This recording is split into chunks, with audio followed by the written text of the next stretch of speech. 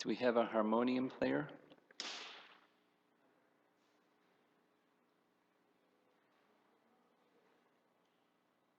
Your harmonium player? Yes, please. Jaya Radha Madhava Kunja Vihari Madhava Kunja Vihari Jaya Radha Madhava Kunja Vihari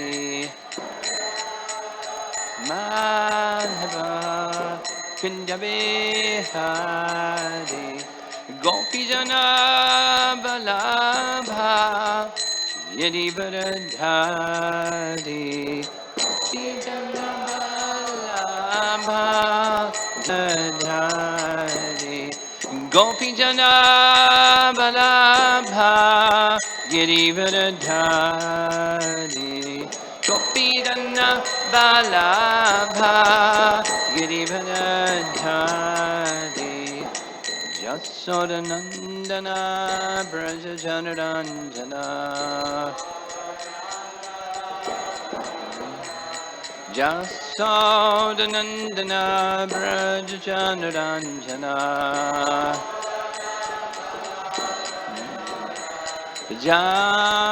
Jamanatira Vanachari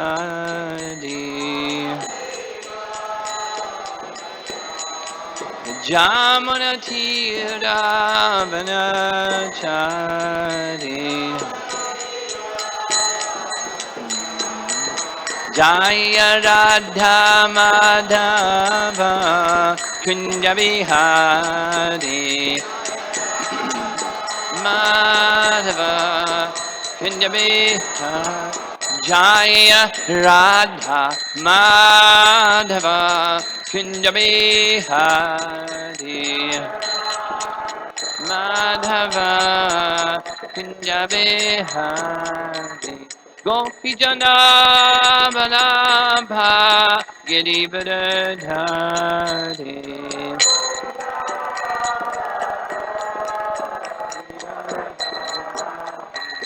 Gopi Jana Balabha Girivardhari Girivardhari Jasodanandana Braja Janaranjana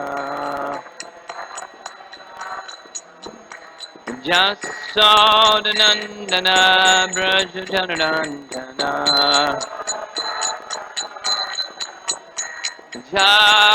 Jamanatira Vanachari Jamanatira Vanachari Jaya Radha Madhava Kunja Vihari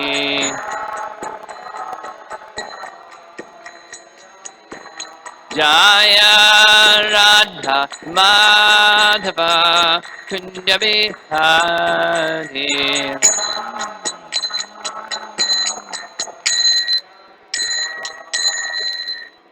Jaya Vishnu Paramahamsa Parivijagacharya Asya Saraswata Srimad Divine Grace A.C. Bhaktivedanta Swami Srila Prabhupada Ki Ananta Koti Vaishnavrinda Ki Grantaraj Srimad Bhagavatam Ki Gaur Premanandi.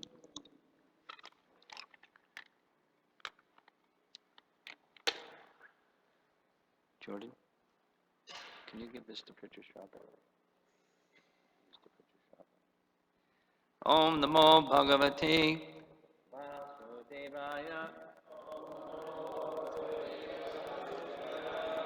Om Namo Bhagavate Vasudevaya.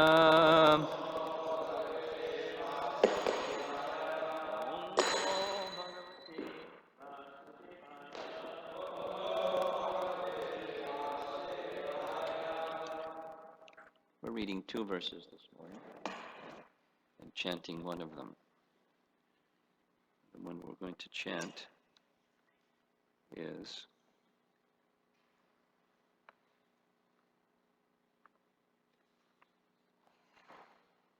text 66.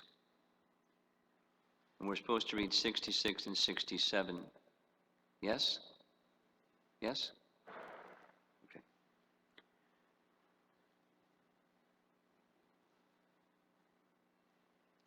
Yad yad yas yasavani siddham syad.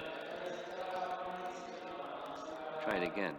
Yad yasyavani siddham syad. Yena yatra yato nripa. Satene heta karyanti. Naro nanyar anapadi. Yad yasyavani siddhana. Siddham syad. Yena yatra yato nripa. Satene excuse me. Satene heta karyani. Naro nanyar anapadi.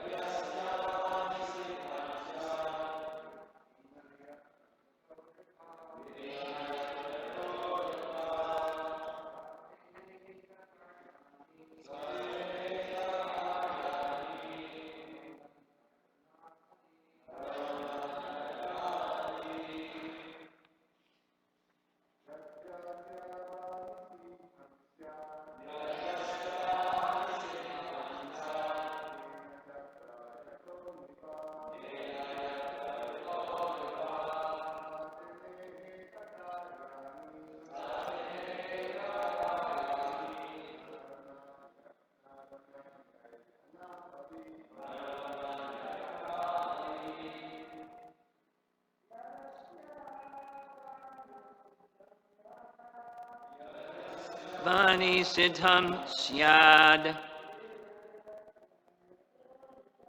Yena yatra yato nripa.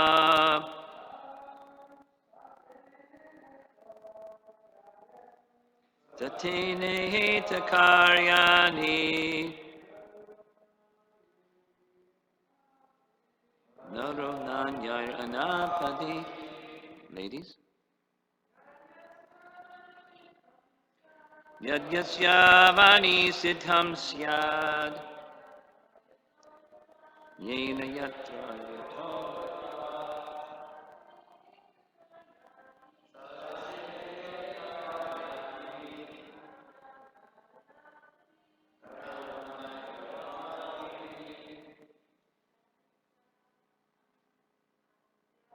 Yad yasyavani siddham syad. Yena yatra yato nripa. Sa ne heta karyani.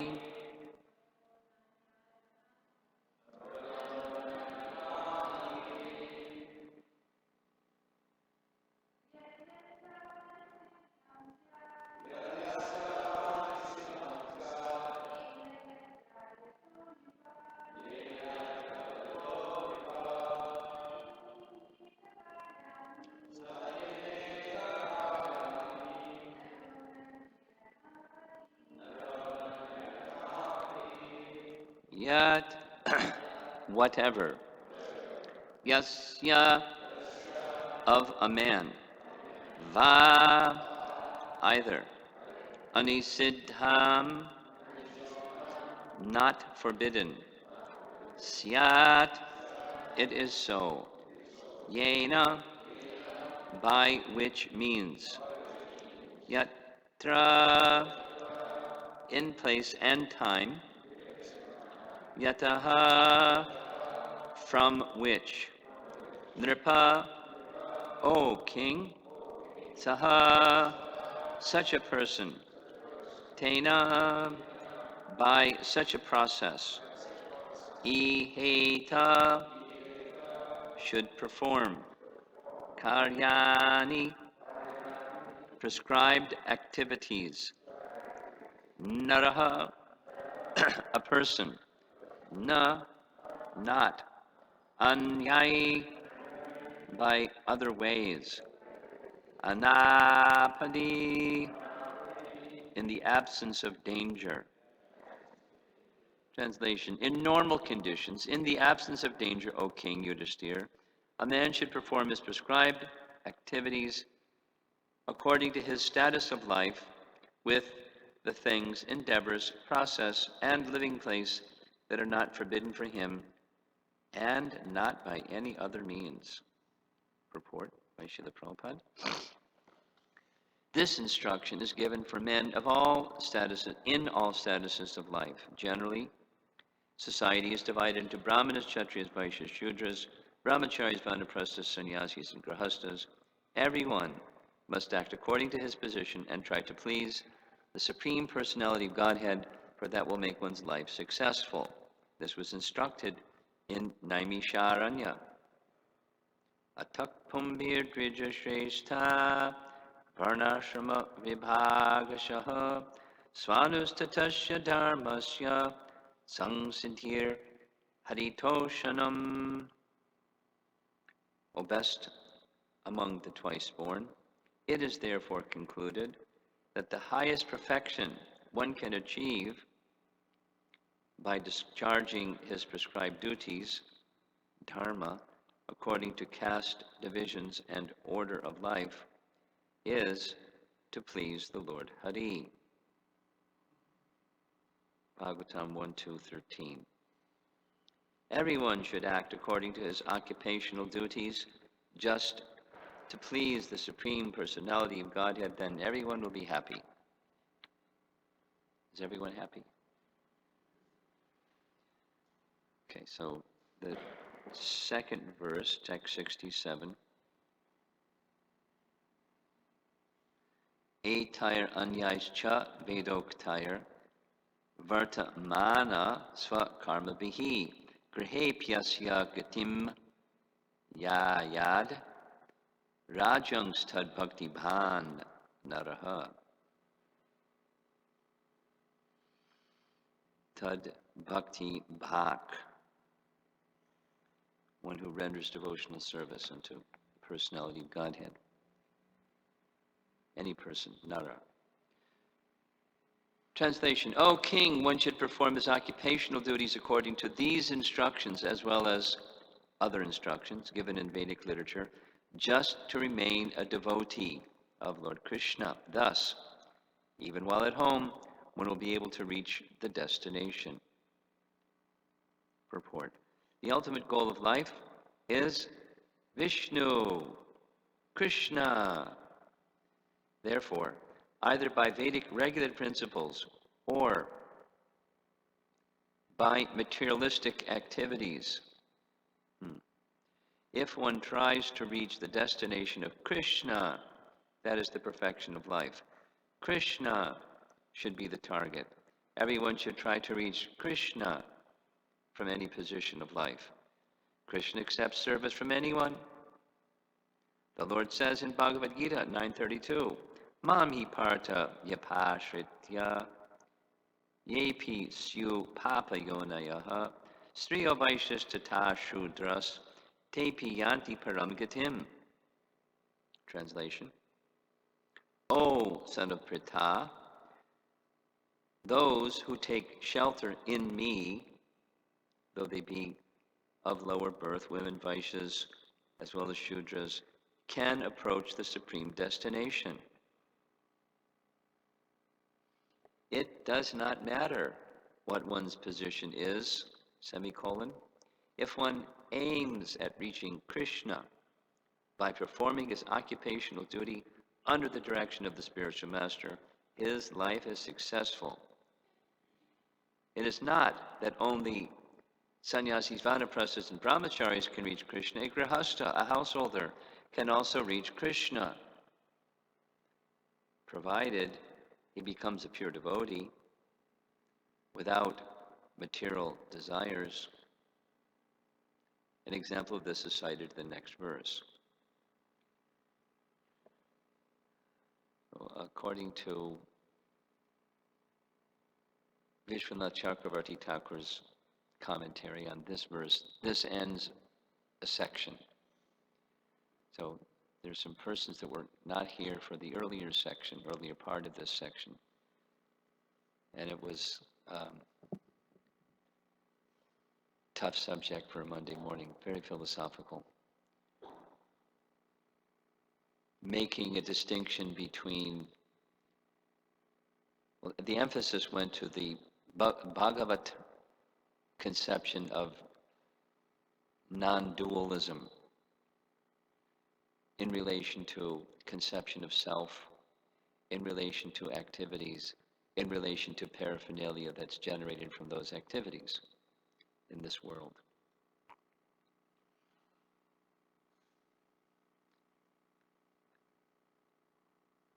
So the Bhagavad conception, very briefly, is to see these things, although temporary, as suitable for being engaged in service to the source of those temporary things in devotion. And when one does, then that is a conception of self and conception of activity and conception of paraphernalia that fits the Bhagavad conception of non-dualism. Just emphasize it again, even though those things are temporary. And as this purport is indicating, this is instruction for everyone. This is the last chapter in the whole 7th canto. It's the last part of this elaborate description or discussion by Narada to Yudhisthira about the duties, varna and ashram, for various orders of life. Now there's a similar discussion, it's less elaborate, in the Bhagavatam at least, where in the 9th chapter, Yudhisthira is asking Bhishma Dev to give instructions, because it's the duty of a king to receive teaching from a brahmana how to see to all orders of society have proper engagement. So not only the brahmanas need to know, the kshatriyas need to know. The brahmanas need to know and advise, and the kshatriyas need to know and implement or oversee the proper performance of varna and ashram duties. Both are very important positions. They support one another. Brahmakarya is the phrase used in the 3rd canto, Bhagavatam, when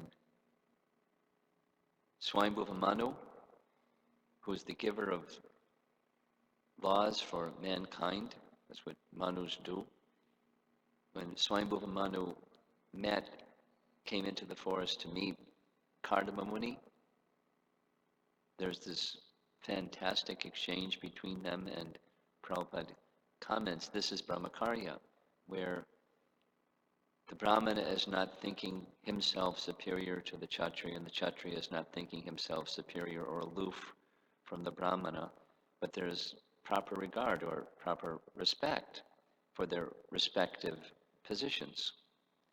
And very nice, very nice. Then things can go on very nicely. So a qualified king or someone in the royal order, they consult. And so the brahmanas have a function, very important function.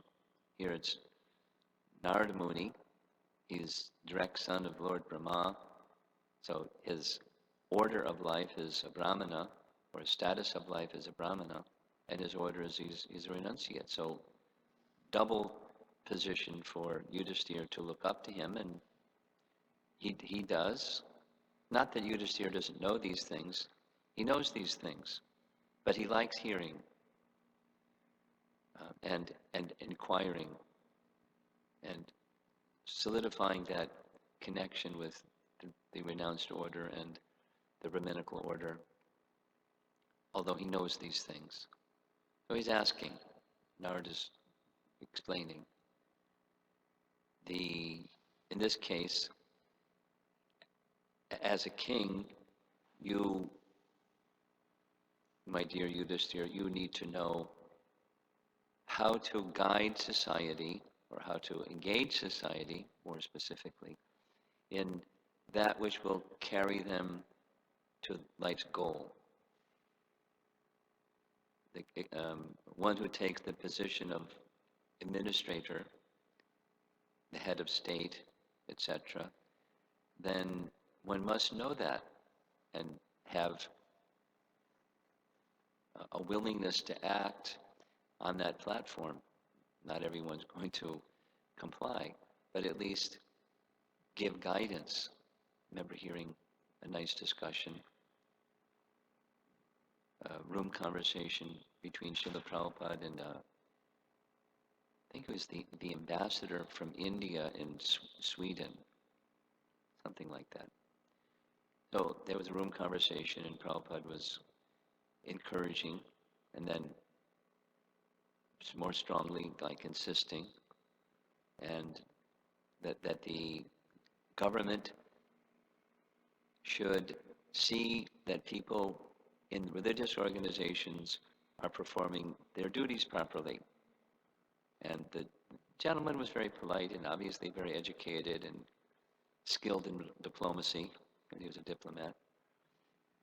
He was being very diplomatic, saying, "Oh, Swamiji, secular society, we can't do that." And Prabhupada was countering, saying, secularism means you promote one in favor of and against another. So don't do that. But whatever one's position is the government. If the government doesn't do it, who's going to do it? See that each group, whatever their principles are, they follow their principles. They abide by their principles. If the government isn't going to do it, who's going to do it? If the government doesn't do it, things go to chaos. So then the government is responsible for neglect because there's chaos. So perform your duty. Oh, Swamiji, we can't do that. You're nice, Swamiji. Please calm down. We can't do that. So kings have, administrators have, heads of state or heads of whatever the Sangha is, assembly is, then it's important to know and to ensure. So this is explaining principles, not details. And the details that are mentioned, well, the indication is that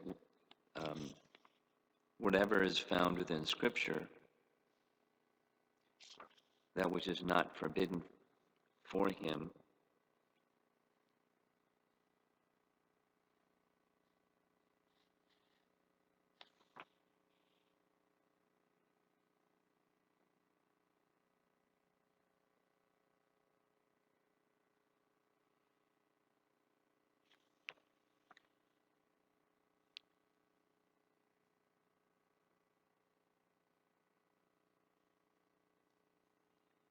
anywhere, somewhere.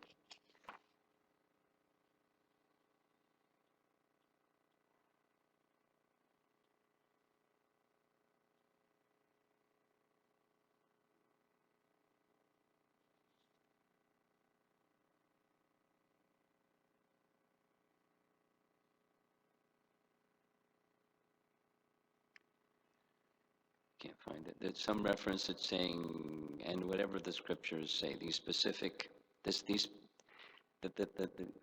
topic, the previous topic was conception of self, conception of activity, and conception of paraphernalia generated from activity, seen in Advaya sense, not separate from the source of those things, self-activity and paraphernalia. Devotional service to the personality of Godhead. So now, this is further detail, not super detail, but according to one's position. So there's variegatedness according to guna and karma, and so according to guna and karma, there's differences of ashrama, differences of varna. And according to those differences, one should perform prescribed duties according to his status of life.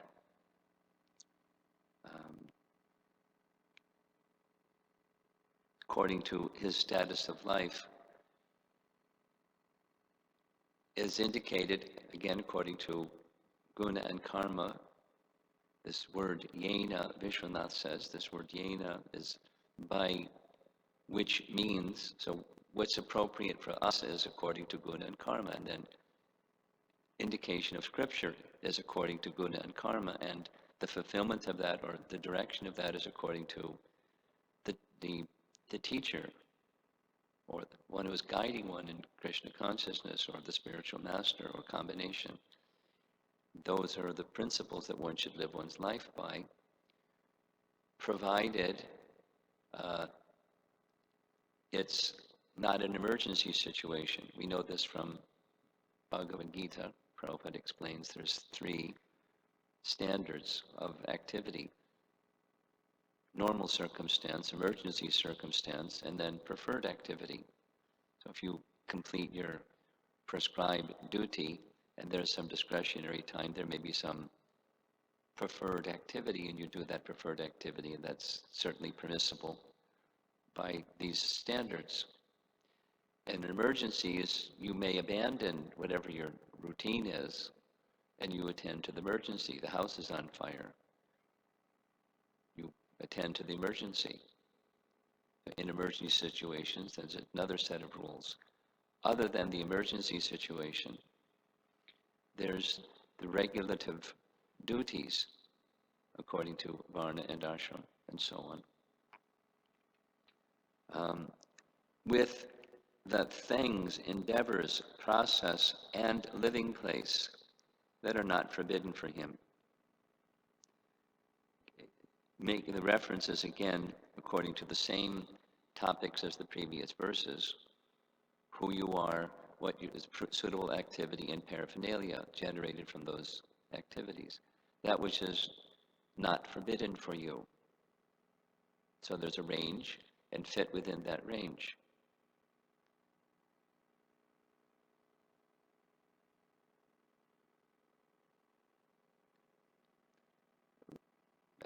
You can give some for examples.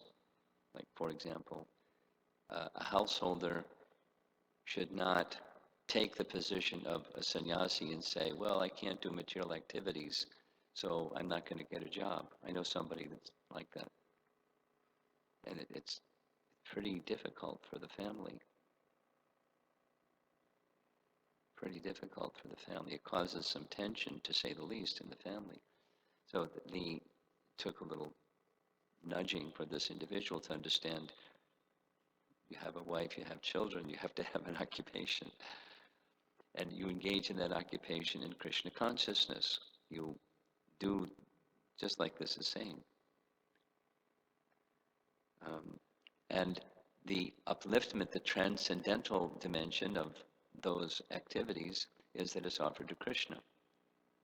The reference in the purport is this atak pumbir dvija shrestha. The perfections, hari toshanam, some siddhir hari toshanam, is pleasing the personality of Godhead. So one may, according to guna and karma, take up some activity that's dealing with the material energy, and doing so with this advaya conception that it's from the Supreme Person, so I can engage this energy in the activities for pleasing the Supreme Person.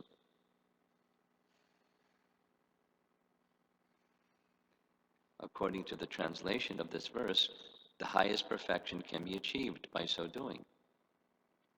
That pleasing the personality of Godhead. So it's the consciousness behind the activity.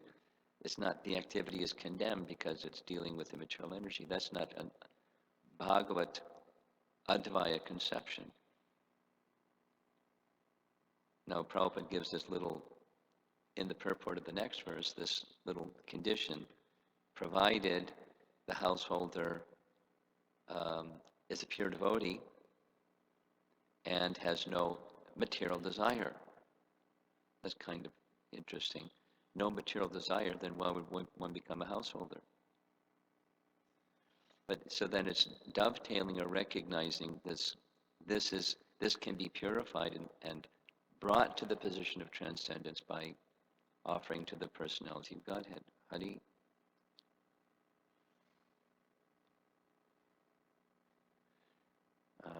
Two other things.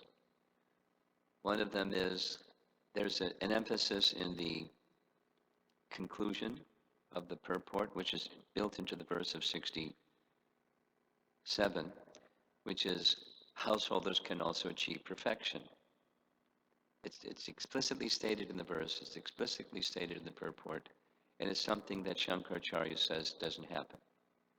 But it's a challenge, or certainly a contradiction to Shankaracharya, because Shankaracharya teaches, and his followers also teach, unless you're in the renounced order of life, unless you renounce the world as false, you can't make any spiritual progress. Too bad. So, see you later. Those that are not sannyasis, welcome. Everyone else forbidden. That's not Bhagavad Dharma. It's not the teaching of Srimad Bhagavatam. It's not the teaching of Narada explicitly here. Just read translation to 67. Again. O king, one should perform his occupational duties according to these instructions, here it is, as well as other instructions given in the Vedic literature. That was the phrase I was looking for.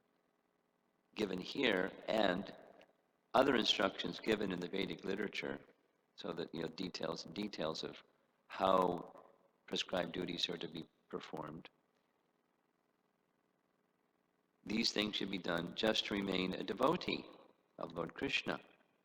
Thus, even while at home, one will be able to reach the destination. Reach the destination is the same language as how Prabhupada has translated that atak bombir dvijashrestha. Reach the ultimate destination.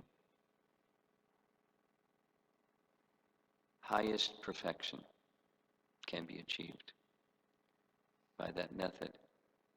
And then the last is maybe start a little discussion or controversy or something. We're not afraid of controversy. We like controversy. It makes us more thoughtful. Varnashram.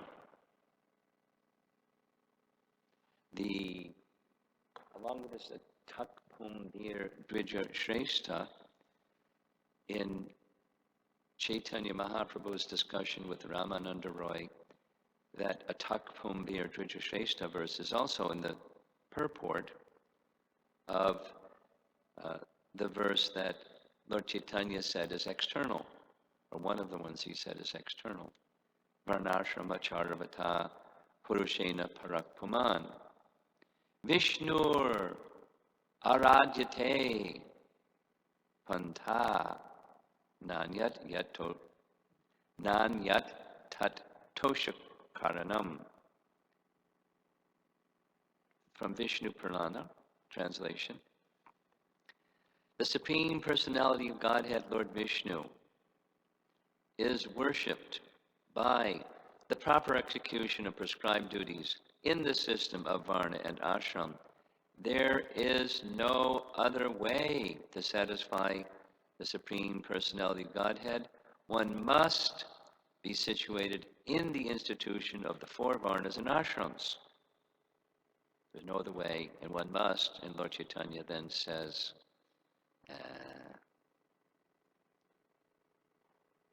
this is external. You had better tell me of some other means. Controversy. Ramananda replied, To offer the results of one's activities to Krishna is the is the essence of all perfection. Then the Yat Karoshi Yadasnasi verse. I'm going to read a bit from the purport. How Prabhupada helps us understand what does Lord Chaitanya mean by its external. Some of you know this very well, but it's good to hear it again.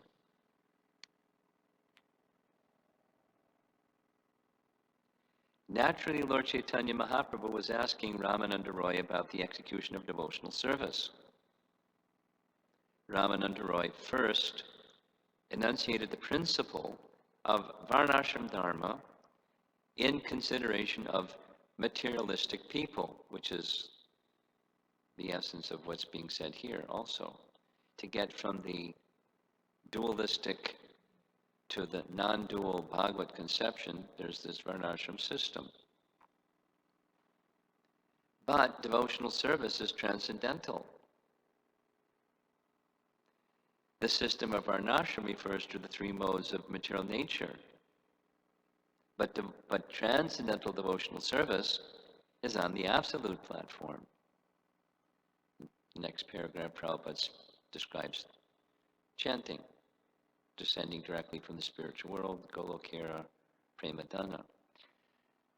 Sri Chaitanya Mahaprabhu deemed the system of Varnashram Dharma to be material, although it aims at elevation to the spiritual platform. However, the Sankirtan movement can raise one immediately to the spiritual platform. Consequently, it is said that Varnashram Dharma is external, and Chaitanya Mahaprabhu requested Ramananda Roy to proceed deeper into the matter and uncover the spiritual platform. One more paragraph. Sometimes materialists consider Lord Vishnu a material conception. And that's impersonalists. Materialists. Impersonalists are materialists. Impersonalists think that above Lord Vishnu is the impersonal Brahman. The impersonalists misunderstand the worship of Lord Vishnu. They worship Lord Vishnu to merge into his body in order that Vishnu Aradhanam not be misunderstood. Sri Chaitanya Mahaprabhu requested that Ramananda Roy proceed further and clear up the issue. That's the go further. Because an impersonalist can have this verse from Vishnu Purana and say, yeah, this is a means to get to Brahman. And really it's Brahman. Vishnu is just Brahman covered, and you do this, you can get to Brahman that's not covered. So to clear up the issue, go further, go deeper.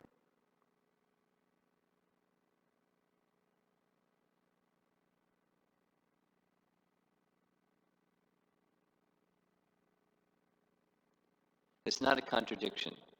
The Lord Chaitanya is saying, this is external. Say more. Go more deeply into the subject. When the verse is saying there isn't any other means. So if you have to have the right conception and the right consciousness of devotion in order for the pure devotional service where there is no material desire to be accomplished. Has to be proper spiritual sambandh again, proper spiritual conception of who are we, who is Vishnu or Krishna, what is that relationship, and what are all things in relation to him. And then in that consciousness, with that condition of purified heart, which in this age can come about, at least the potential is there to come about through chanting of the holy name, Cetadarpana Marjanam, and then hearing from the scriptures and applying that message that we hear from the scripture in this mood of devotion under proper guidance. And that way external. case someone has a wrong understanding of Vishnu and Vishnu Aradhana.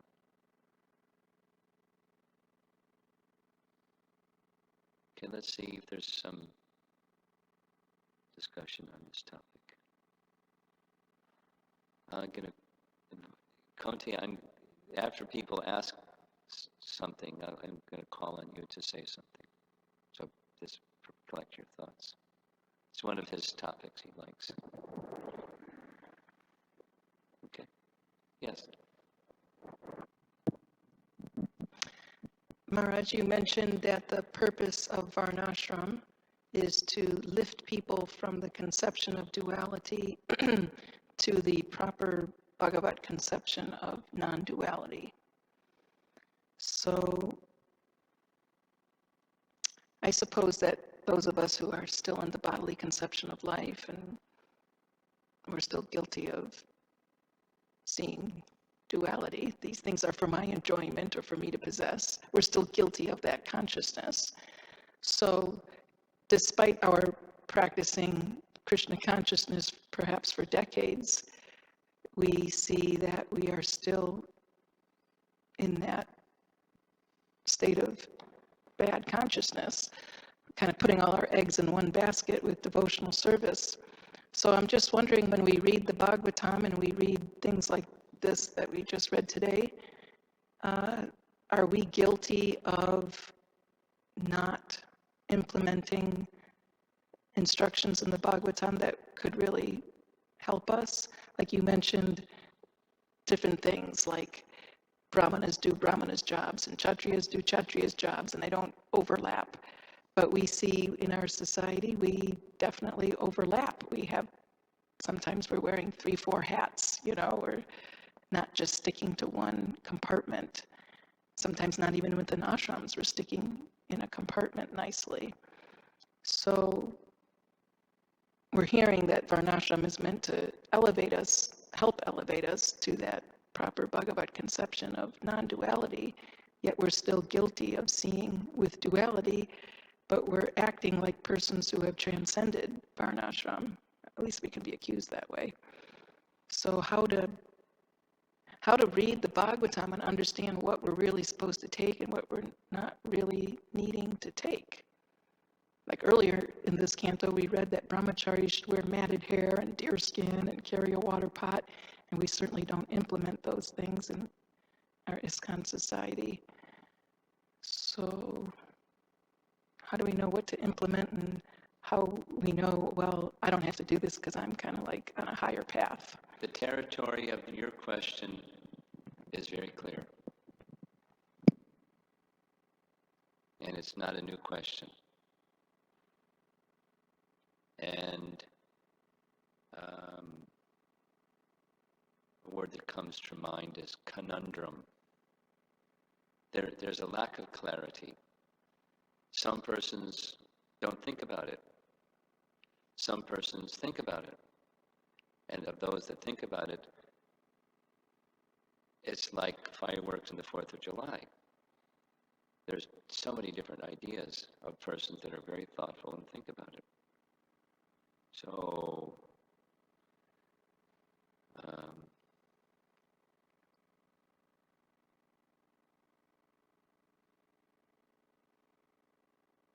I'm agreeing with all of what you said, but how to move forward is there's lack of clarity, in part because there's lack of consensus, or even where to begin. So I invited a discussion on this topic from different speakers on exploring Varnashram, for the purpose of seeking further clarity, not necessarily at the end of that little gathering, the light will go on, everyone's going to see the same thing and head in the same direction. At least, enlightened discussion that can lead to a little more clarity, a little more consensus, at least a beginning of direction. That's what I'm hoping for.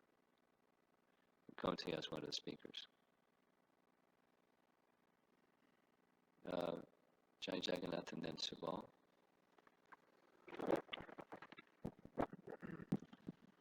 I'm wondering about the people outside of Varnashram that we hear very little of in the Bhagavatam, except for the fact that they're outside of Varnashram. And I wonder because I sense that the vast majority of persons in modern society would actually fall outside of Varnashram. They're the Malechas and Yavanas and all these other groups of people that we hear about in the Bhagavatam who are eating cows, and there's no even a name for that in the Bhagavatam, a person eats a cow.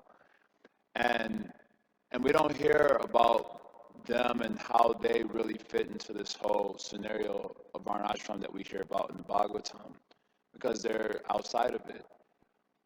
So then I was getting the thought that, well, by bhakti, we can be purified of our parabdha karma. We hear about that from Nectar Devotion, and perhaps qualify to fit in a particular position within Varnashram. But then in there, it is mentioned that unless one attains a particular sort of elevation in bhakti, that sort of purification may not yet be there.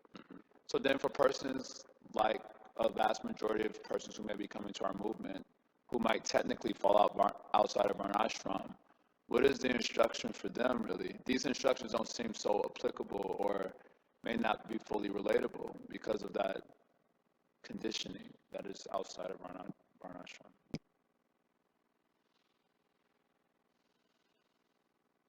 Well,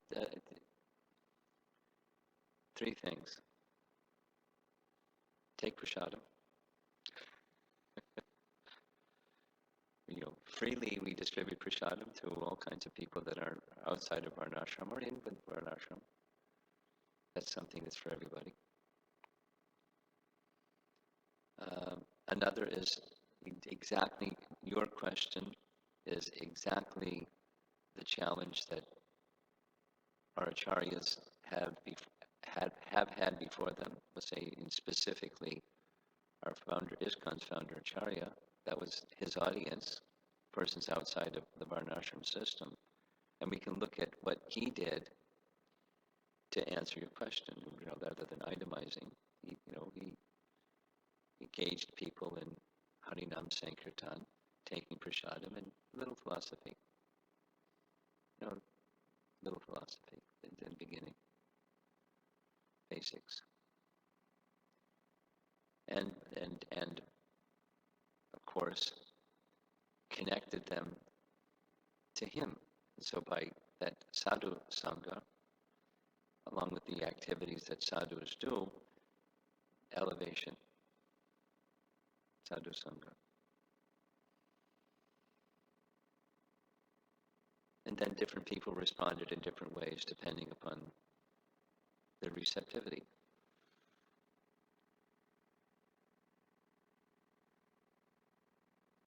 Then, as you know from experience, and we all, those that have extended care to others, it starts getting complicated because people have this tangle of network of amazing things, tying them to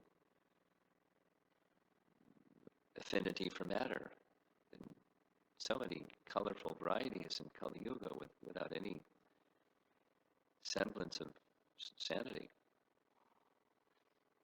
So I guess, guiding such what do you give to those persons? It depends on the circumstance and their sincerity and the receptivity for whatever it is that attracts them towards bhakti. We try to engage people accordingly.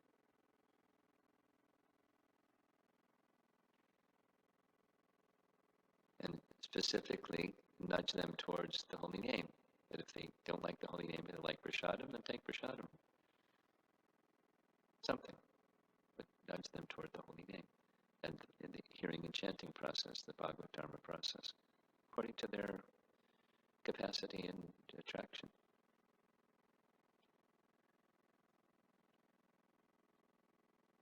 So well. Hare Krishna Guru Maharaj. My question is in regard of the mention of how the whole social structure works quite harmoniously and in the ideal Vedic scheme of an ashram, and how, because it's a social structure, there is interactions, Exactly. and in interactions, the tendency is that there is social, so everybody has an opinion, or more or less, you're a social figure and you're being scrutinized in one sense by the whole society. I mean, this is in all levels of society. And how to deal with the opinions that are there, scrutinizing your performance within society. We see even the example of the perfect society of Lord Ramachandra's kingdom. He was criticized by one of the citizens, and Lord Ramachandra went as far as banning Srimati Sita Devi to the forest pregnant with his own child. So that one is a very hardcore example, It's a hardcore example, for sure. but how do we deal with this? Everybody has an opinion. Everybody is scrutinized. You know.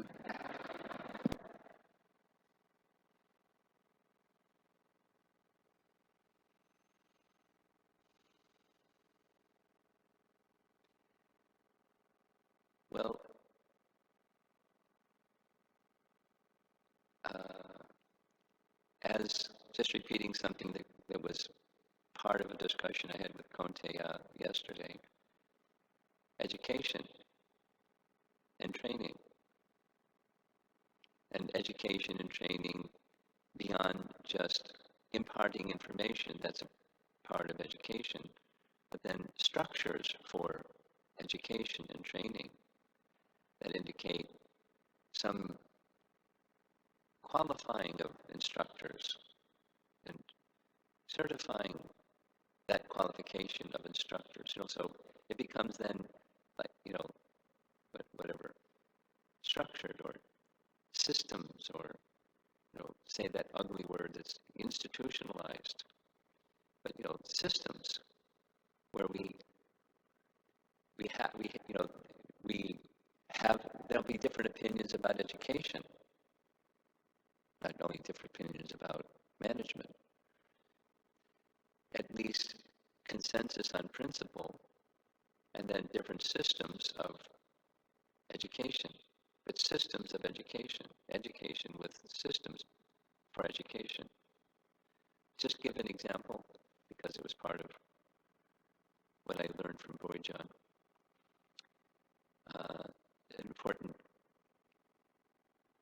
allowing diversity, allowing different voices and different opinions, while just adhering to principles.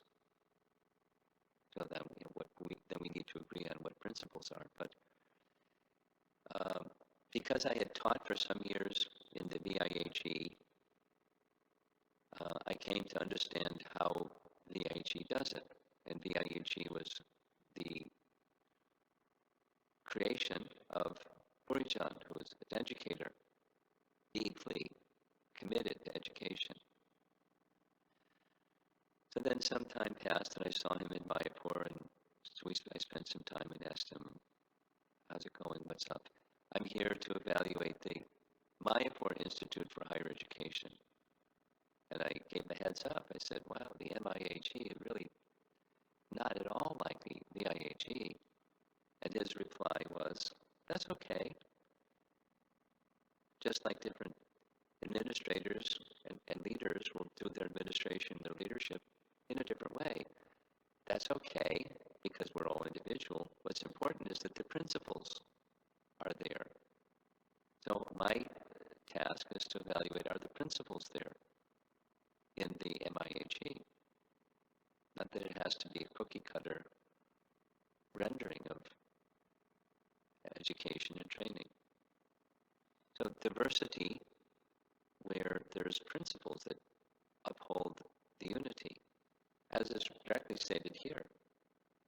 The principles according to what is to be done and what's forbidden, according to Shastra, because that's what rules us all. Of course, there's different opinions of what Shastra says. Shastra says this, and I got my quotes.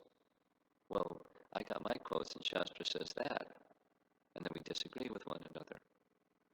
And, depends on if somebody likes the internet or not. They can go on internet and say, these other people got the wrong idea because, and, Kali Yuga, Kali's influence causes dissension. So there must be persons, in order for an organization, a group of a Sangha to continue, in order for ISKCON to continue, there must be persons that can rise above sectarian or my opinion perspective and see there can be multiple perspectives as provided principles are adhered to. And there's others that can also have opinion, but they can rise above sectarianism and see, yes, these are the principles to be adhered to. Then we can have some structure and move forward. So having difference of opinions is natural, and it's not unwholesome. It's good. Let us then try to understand together what are the principles that are essential and allow for diversity while we're looking up to the principles that are coming to us from Scripture. Some like it this way, some like it that way, and that's fine.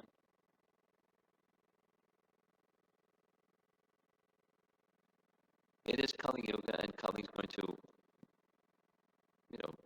influence dissension, quarreling over trifles, Prabhupada says.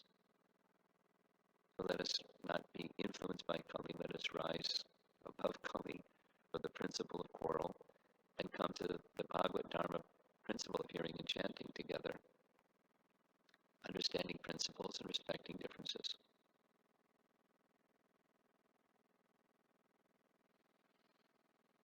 Education and training. You can do a little wrap up somewhere along the way. I'm looking to you for your input at some point. Yes. I'd like to share an observation and seek your, comment or input on it. Back to Jai Jagannath's question. When I look at Lord Chaitanya Mahaprabhu and his associates or followers, there's a whole range of persons. Some who were within the Varnashram system, but by circumstance fell out of the Varnashram system, like Rupa and Sanatan Goswamis. There were some who were way up there on the Varnashram, spectrum, like Sarvabhauma Bhattacharya. Then there were some who were already outside the Varnashram system, and like Haridas Thakur, where he never did anything to bring him back into the fold of Varnashram. And then there are others who he gave specific instructions: you become a sannyasi, you become a householder, you become, etc. And so it's back to your point about chanting of the holy name as the foundational principle. In some cases, it was re-establishing them. In some cases, he didn't. But they all were, firmly encouraged to, and they did root themselves in devotional service, direct devotional service of chanting of the holy name.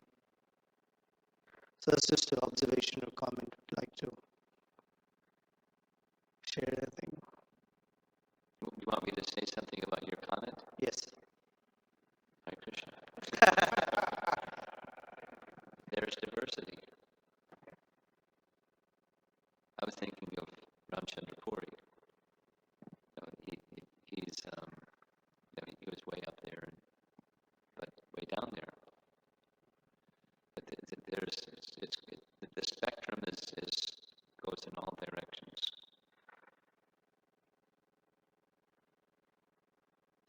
A teacher or someone guiding others in Krishna consciousness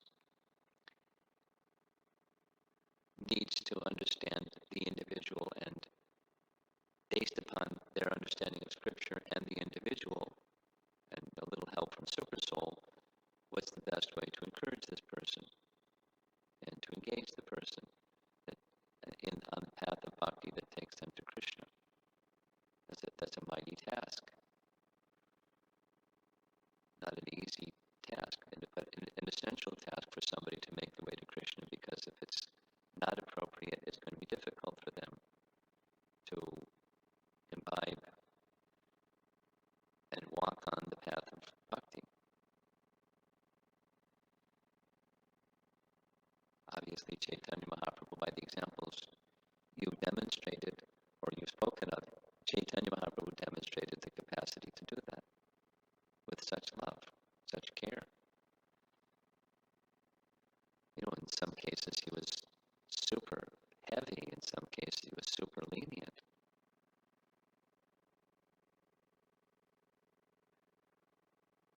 For a variety of reasons, to instruct people, encourage people, bring people another step, caution those that would be casual and careless and so forth. That's acharya. So for us, each of us to become acharya-like requires strong adherence to the acharya. And then there's some hope. And our founder acharya is there for all of us. And different persons have a different picture of how our founder acharya would address himself to such and such, and we have different opinions about such and such. But fastidiousness, adherence to the transcendental position of an acharya, the capacity of that exceptional personality that can guide others in an non-attached way. We need that in order to effectively manifest varnashram. Back to the topic. Konteya, would you like to say a few words here on this? Yes, Maharaj. I always like to say a few words on anything. How much time do I have? Half an hour, I think. I'd like to make 3 points. See, I'm walking sometime in Japa here in the Rogers Parks, and I see that there are many supporters of Sanders. I see a lot of signs, Bernie for president and all that. Here in this area, I don't see any sign for Trump or Hillary for some reason. As an analogy, those who are interested in social issues, political issues, they get into the election saga. So in ISKCON, those who are interested in social, political issues, often they get into Varnashram, because we don't have a party system. So that's kind of the only channel for expressing one's kind of political views. And so that's our kind of the arena of our political dialogue is Varnashram. And naturally, it brings with itself various sentiments and emotions like that. So that's one point. The second point is that Varnashram, as everything, can be in the 3 modes of nature. You have Varnashrama conceptions in Sattva-guna, you have Varnashram in Rajoguna, and Varnashram in Tamoguna. So according to one's particular elevation or lenses or filters, they will have some conception of Varnashram or another conception of Varnashram, guna-based. And the third and the last is that I consider that Varnashram, or the attempt at discussing Varnashram or applying Varnashram, implementing Varnashram, establishing Varnashram, if we don't talk about establishing Gurukul, Varnashram is only a hobby. It's just a tree without roots.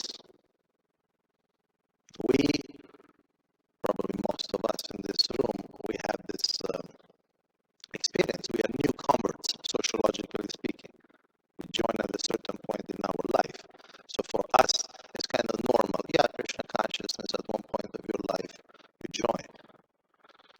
Most of us, not all of us, but most of us, we have this experience, so we are okay with the idea. But the culture of Varnashram is not okay with the idea. So the root of Varnashram is education, and the education of Varnashram is Gurukul. And in conclusion, I just want to read a short quote from Srila Prabhupada, which happens to be from this canto, 7th canto. In our Krishna consciousness movement, the Gurukula plays an extremely important part in our activities, because right from childhood, the boys of the Gurukul are instructed about Krishna consciousness.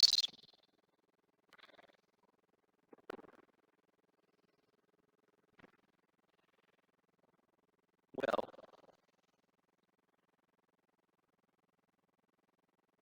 the second point you made is a partial, it's not a complete, but a partial response to the question Donna Kelly asked. Differences of perspective on what it is and how to do it, according to the laws of nature, and according to realization, transcendental realization on any topic, starting with Krishna and how to deal with the modes of nature properly in a social organization. One of just on the Gurukul topic, two responses or thoughts. An observation is anybody that's I've spoken to that has tried to implement a Gurukul somewhere meets this wave of opinions about what Gurukul should be. And it kind of torpedoes the Gurukul. Unless somebody's like Mother Irma, that's just like she can stand bullets. She does it because people may like it, may not like it. She's going to do what she knows, and that's what she's going to offer. She believes in a certain approach, which during the time that she conducted Gurukul.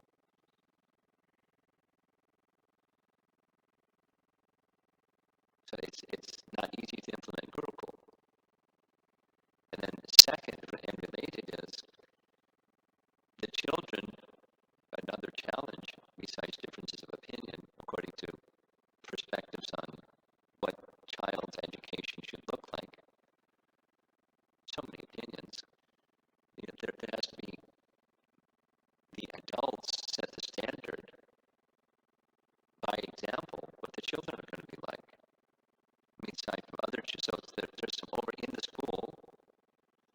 It's part of the problem of having a Gurukul or having children to get together, because over there's parents that have such and such standard, and over here there's parents that have a different standard. And one of the problems that I've heard from teachers is, like water seeks the lowest level, children also. And so without the standard of adults that are representative of a model for the children to grow up in, it's very frustrating for the teacher in the Gurukul to train their child in a standard that then they just associate with other children that have other parents that have other standards, and it just goes down.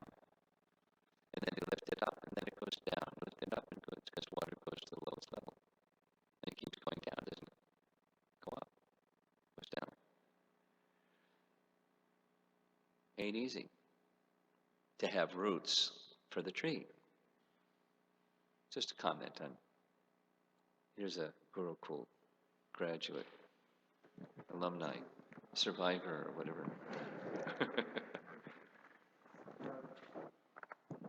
Two things came to mind. The first was when Jagannath was talking about those outside Varnashram, how to include them, how to get them involved. Is Varnashram, as Kuntepu mentioned, it is actually started by a loving relationship between the guru and the disciple. If we look at what Srila Prabhupada did, it was because of a loving bond between Yes. Srila Prabhupada and his disciples. Yes. He was able to pull us up to the levels of civilized human beings and then give us devotional service. Yeah, that's like the response I gave to Jai Jagannath. It's that, yes, exactly. It's that love that does it.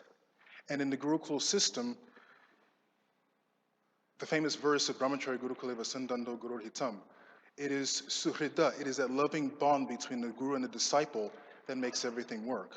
Yeah. And the second quick point I wanted to make was that there's Gurukula and then there's Krishna conscious education. Varnashram, in my opinion, from what I understand, really does take root in the Gurukul because that is where the possibility of that strong, loving bond between the qualified guru and the disciple. 9 out of 10 children will partake of Krishna conscious education, absolutely. 1 out of 10 are, I wouldn't say suitable, but 1 out of 10 are? capable, suitable, should be in a Gurukula, fit the Gurukula, what a Gurukula model actually is. And that includes the parents. Not all parents can have their children in Gurukula. Gurukula is actually not for, I think that's where we went wrong, is we put everybody in Gurukula. There's Krishna conscious education, and then there's Gurukula. See, there's different opinions about education. Well, yes. I'm not faulting your opinion. I'm just making a comment. There's different opinions about education. Indeed. I don't disagree with you. I'm just saying there's different opinions. My only thing is that Varnashram, I believe, grows from the Gurukula aspect of education, whereas day school or other types of Krishna conscious education don't lend as much to the growth or the development of Varnashram in a society. My opinion. Okay. I'm not going to call on you, Karuna. I'm going to end. So, just a comment on your comment. Without naming some names, I'll mention a situation. You may know the person.